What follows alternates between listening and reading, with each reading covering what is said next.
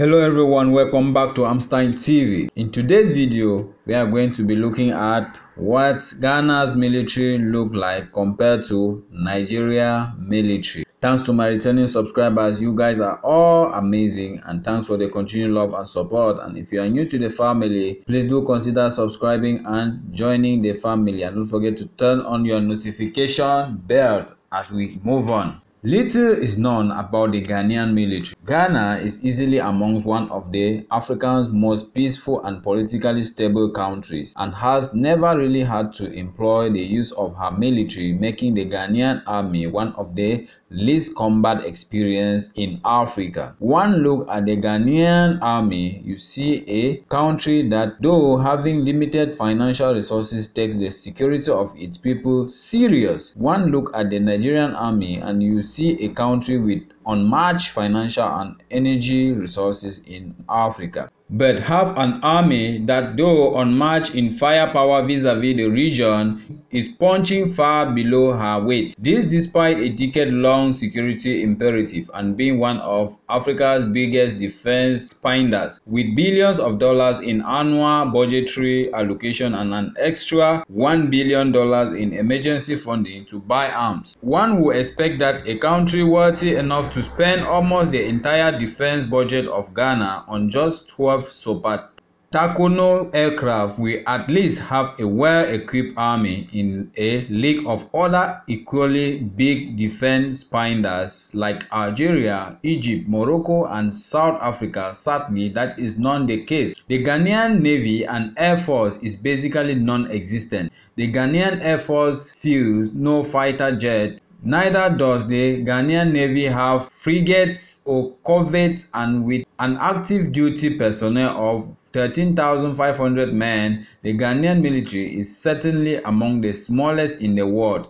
But that's where the bad stuff ends. While the Ghanaian Navy and Air Force might be nothing to write home about, the Ghanaian Army is one of the most professional and best equipped in West Africa, and it's easy to see why. Fundamentally, it's easier to kit a small army than a large one. Despite spending a paltry 2% of its GDP on defense, the Ghanaian army fields an impressive array of modern platforms, some of which cannot be found in the inventory of the Nigerian army. It is not hyperbolic. The special relationship between Ghana and Nigeria has been one of the most enduring alliances in Africa until recently. That is, seemingly tensions between West Africa's two greatest economic and military powers has raised doubts about the strength of the Nigerian-Ghana special relationship. While Ghana is looking to befriend the West economically, especially since the discovery of oil,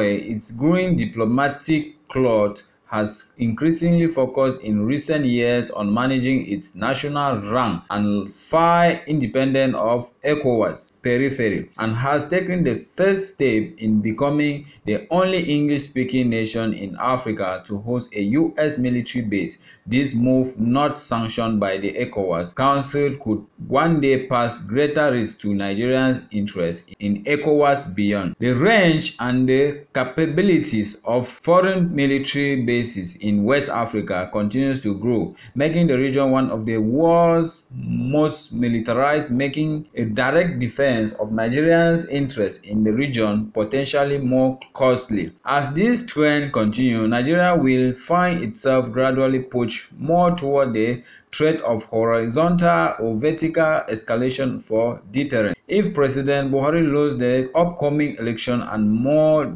heartily proactive president takes office, there will be an attendant risk of counter-escalation. Neither Nigeria nor Ghana is likely to start a transaction is basically going extinct. Besides, neither country have the logistical asset necessary to carry out military operations far from home base. But because Nigerians' leadership lacks strategy depth, they have allowed the militarization of the region, giving away Nigeria's strategic advantage. So even an initially localized conflict could quickly spread into the economic, cyber, and space realms. By the powers that be. They can inflict considerable damage and bringing Nigeria to something without even stepping a foot on Nigerian soil. Unlike Ghana or Mali or Chad or Cameroon or Egypt or Algeria or basically any country with competent leaders, Nigeria does not have military allies with any country to back up its ambitions.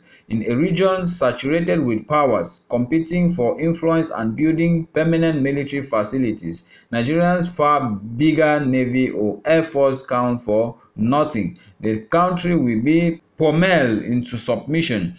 Also, Nigeria far outspend the next 14 member states combined when it comes to defense, but there is hardly any corresponding asset on the ground. The Nigerian government has had 10 years to build up a military powerful enough to provide some semblance of deterrence. Close relations with North Korea, China, Brazil, and even Russia have made outreach to the Nigerian government on security cooperation.